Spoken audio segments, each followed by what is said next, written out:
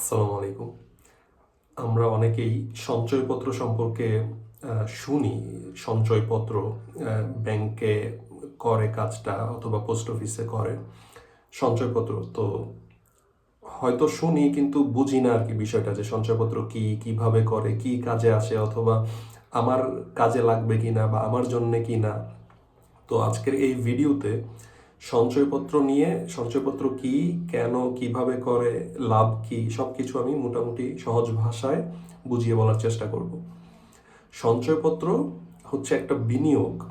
মানে আমার কাছে মনে হয় বাংলাদেশের সব থেকে সেফ বিনিয়োগ হচ্ছে সঞ্চয়পত্র। মানে এটাতে কোনো রিস্ক নাই, একদম জিরো রিস্ক।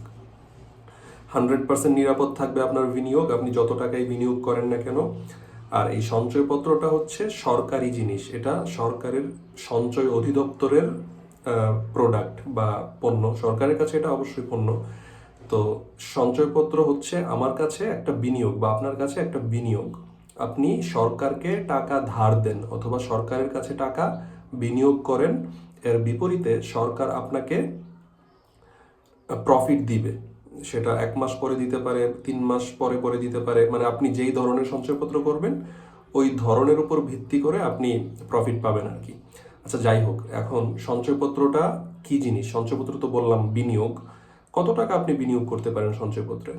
সঞ্চয়পত্রে মানে মোটামুটি বড় অঙ্কের টাকা মানুষজন বিনিয়োগ করে থাকে। 1 লাখ টাকা থেকে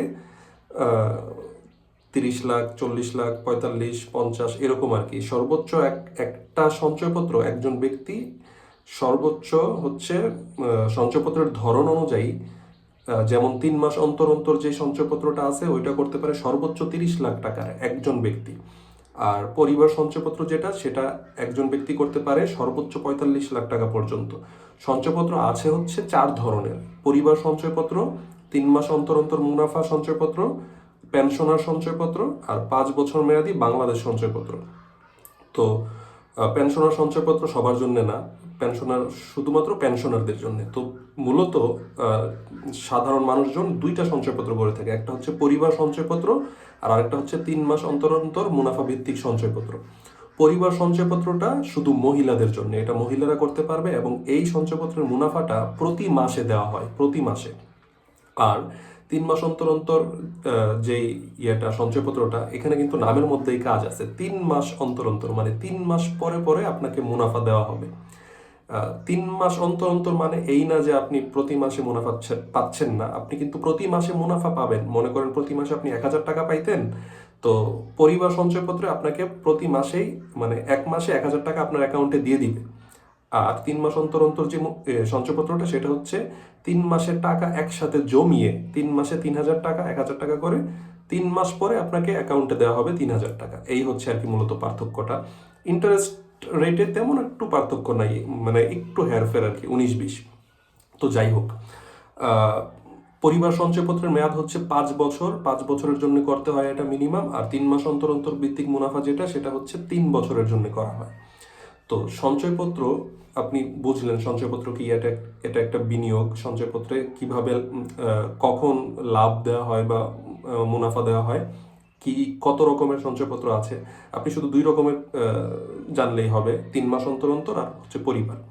তো এখন সঞ্চয়পত্র আপনার জন্য কি না, মানে আপনি এটা করবেন কি না।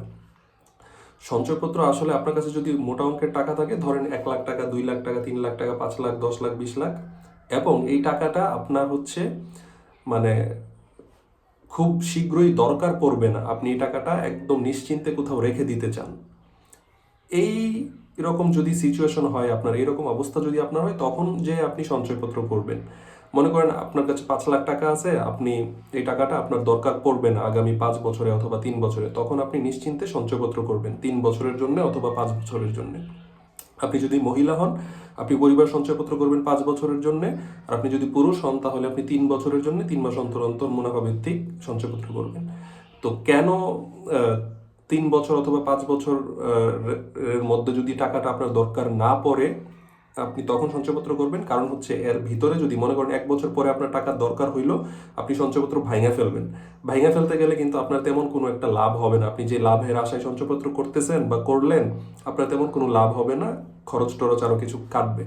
তো তো দরকার নেই আপনার, যখন আপনি নিশ্চিন্তে থাকবেন যে আপনার মিনিমাম 3 বছর বা 5 বছর মেয়াদে আপনি সঞ্চয়পত্রটা রাখতে পারবেন, তখন আপনি সঞ্চয়পত্র করবেন। আর যখন আপনার কাছে হচ্ছে সময় নাই, আপনার হয়তো বা 1 বছর বা 6 মাস পরে টাকাটার দরকার পড়বে, আপনি শুধু 1 বছর বা 6 মাসের জন্য টাকাটা কোথাও নিশ্চিন্তে রাখতে চান এবং পাশাপাশি সেটার থেকে প্রফিট আর্ন করতে চান, প্রফিট লাভ পেতে চান, সেই ক্ষেত্রে আপনি ব্যাংকে যে এফডিআর করবেন, ফিক্সড ডিপোজিট করবেন। ফিক্সড ডিপোজিট যে মোটামুটি 3 মাস বা 6 মাসের জন্য করা যায়। 3 মাস পর পরও আপনি 3 মাসের জন্য করলে 3 মাস পরে পরে অটো রিনিউয়াল হইতে থাকে। তো 3 মাস পরে আপনি যে কোনো সময় ভেঙে ফেলতে পারেন, তেমন কোনো সমস্যা হবে না। তো সঞ্চয়পত্র কিন্তু লং টার্মের ব্যাপার, মানে 3 বছর অথবা 5 বছরের জন্য। তো এরকম অবস্থা আপনার যদি থাকে তাহলে আপনি সঞ্চয়পত্র করবেন। সঞ্চয়পত্র কোথায় করবেন? অবশ্যই সঞ্চয়পত্র যে কোনো ব্যাংকে করবেন। এটা ব্যাংকের জিনিস না, সঞ্চয়পত্র কিন্তু আমি আগেই বলছি সরকারের জিনিস, সঞ্চয় অধিদপ্তরের জিনিস, কিন্তু ব্যাংকের মাধ্যমে সেটা করে দেওয়া হয় আর কি। তো যে কোনো ব্যাংক অথবা পোস্ট অফিস যে কোনো জায়গা থেকে সঞ্চয়পত্র করতে পারবেন। তো ব্যাংক থেকে করলেই ভালো, কারণ সঞ্চয়পত্রে যখন আপনাকে লাভটা দেওয়া হবে, ওই লাভটা আপনার ওই ব্যাংকের অ্যাকাউন্টে জমা হবে। তো আপনি যদি কোনো সঞ্চয়পত্র করতে চান, অবশ্যই আপনি কোনো একটা ব্যাংকে যাবেন, সরকারি ব্যাংক হইলে ভালো। আপনি ধরেন সোনালী ব্যাংকে গেলেন, কোনো একটা শাখাতে গেলেন, যে একটা অ্যাকাউন্ট থাকবে, আপনার একটা সেভিংস অ্যাকাউন্ট, সঞ্চয়ী অ্যাকাউন্ট থাকবে, অ্যাকাউন্ট খুলবেন। তারপরে আপনি ধরেন 10 লাখ টাকা সঞ্চয়পত্র করবেন। তো টাকাটা কিভাবে থাকবে? আপনার ব্যাংকের অ্যাকাউন্টে নিশ্চয়ই টাকাটা থাকবে, বা টাকাটা যদি অন্য কোথাও থাকে, আগে আপনি আপনার ব্যাংকের অ্যাকাউন্টে টাকাটা নিয়ে রাখবেন। তো ব্যাংকের অ্যাকাউন্টে আপনার 10 লাখ টাকা আছে, তো আপনি ওই ব্যাংকের শাখায় গিয়ে বললেন যে স্যার আমি সঞ্চয়পত্র করব। তো ওনারা সঞ্চয়পত্র করে দেওয়ার ব্যবস্থা করবে আর কি। তো ব্যাংকের অ্যাকাউন্ট থেকে টাকাটা সঞ্চয়পত্র কেটে নিয়ে যাবে, আর প্রতি মাসে অথবা 3 মাস পরে পরে যেভাবেই হোক টাকা লাভের অংশটা আপনার ব্যাংকের অ্যাকাউন্টে চলে আসবে, আপনি যে নিশ্চিন্তে টাকা তুলে নিয়ে আসবেন। এই হচ্ছে ব্যাপার। এখন কথা হচ্ছে, সঞ্চয়পত্র করতে গেলে আপনার কি কি ডকুমেন্ট লাগবে আমি বলে দিচ্ছি কি কি লাগবে। যিনি ক্রেতা, যে সঞ্চয়পত্রটা কিনবে, তার 2 কপি ছবি লাগবে, আর ভোটার আইডি কার্ডের ফটোকপি লাগবে। যাকে নমিনি দেওয়া হবে তারও 2টা ছবি লাগবে, আর তার ভোটার আইডি কার্ডের ফটোকপি লাগবে। আর ওই যে ব্যাংকের তো অ্যাকাউন্ট আছেই, ওই অ্যাকাউন্টের চেক বইটা লাগবে। যদি 10 লাখ টাকার কিনতে চান, চেকের মধ্যে 10 লাখ টাকা লিখে দিবেন। আর হচ্ছে যদি আপনি 10 লাখ টাকার উপরে সঞ্চয়পত্র করতে চান, ধরেন 15 লাখ টাকা, তখন কিন্তু আপনার ইনকাম ট্যাক্স রিটার্নের কপি দিতে হবে, আয়কর জমাদানের রসিদের কপি দিতে হবে। এটা অন্য আরেকটা জিনিস, পরবর্তী কোনো একটা ভিডিওতে বলবো। আমি ধরে নিচ্ছি আপনি 10 লাখ টাকার করতেছেন, তাহলে আপনার আর এই জিনিসটা লাগবে না। আর আরেকটা খুব গুরুত্বপূর্ণ জিনিস, সেটা হচ্ছে মোবাইল নাম্বার। অবশ্যই মোবাইল নাম্বারটা আপনার নিজের আঙুল দ্বারা বায়োমেট্রিক দিয়ে, নিজের ভোটার আইডি কার্ড দিয়ে রেজিস্ট্রেশন করা মোবাইল নাম্বার হতে হবে। তাহলে আপনি মানে কোনো ঝামেলা ফেস করবেন না আর কি। যদি অন্য কোনো মোবাইল নাম্বার দিয়ে থাকেন, আপনি সঞ্চয়পত্র করতে পারবেন না, কোনো ঝামেলা হয়ে যাবে আর কি। তো যাই হোক, এভাবে সঞ্চয়পত্রটা করতে হয়। আর তেমন কোনো ঝামেলা নাই, সঞ্চয়পত্র একদম সঠিক সময়ে মাসে মাসে অথবা 3 মাস পরে পরে আপনার লাভের টাকা আপনার অ্যাকাউন্টে যোগ হয়ে যাবে, অ্যাকাউন্টে চলে আসবে। আপনি খুব ভালোভাবে নিশ্চিন্তে থাকতে পারবেন এবং প্রফিট, লাভ পেতে পারবেন আর কি। সঞ্চয়পত্র সব থেকে নিরাপদ বিনিয়োগ, আমার কাছে সব থেকে প্রিয় একটা জিনিস এটা। তো আশা করছি আমি হয়তো অনেক কিছুই বোঝাতে পেরেছি। আশা করব আপনাদের জন্য যদি কোনো প্রশ্ন থাকে বা অন্য কোনো ধরনের যে কোনো ধরনের জিজ্ঞাসা, ব্যাংক অথবা ফিনান্সিয়াল যে কোনো বিষয়, আপনারা কমেন্ট করবেন, আমি রিপ্লাই দেওয়ার চেষ্টা করব। ধন্যবাদ।